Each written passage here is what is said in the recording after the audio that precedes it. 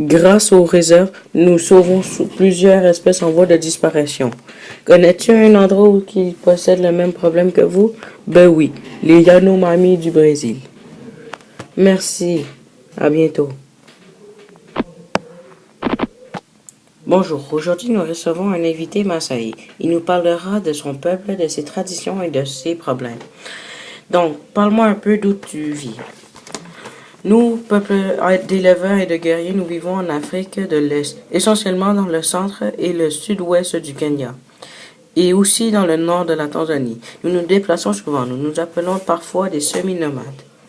Nos types d'habitations sont très simples, des branches entrecroisées recouvertes de bouse de vache et de boue, qui sèchent ensuite au soleil. Toutes les maisons sont construites de la même manière. Une pièce pour la discussion, une pièce pour les animaux et une autre pièce pour le feu et les nattes, là où nous mangeons et dormons.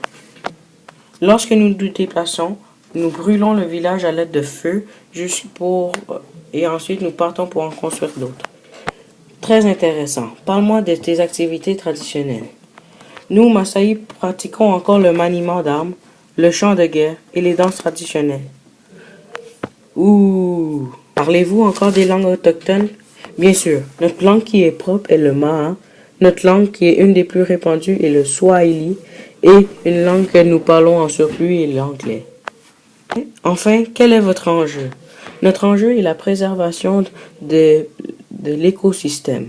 La préservation de l'écosystème pour nous est dans les parcs nationaux qui conservent les animaux en territoire Massaï.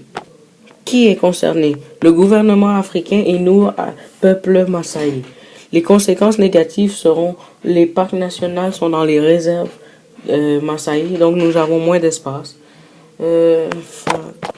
Les attraits touristiques et enfin, le gouvernement nous enlève nos droits ancestraux. Et puis positif,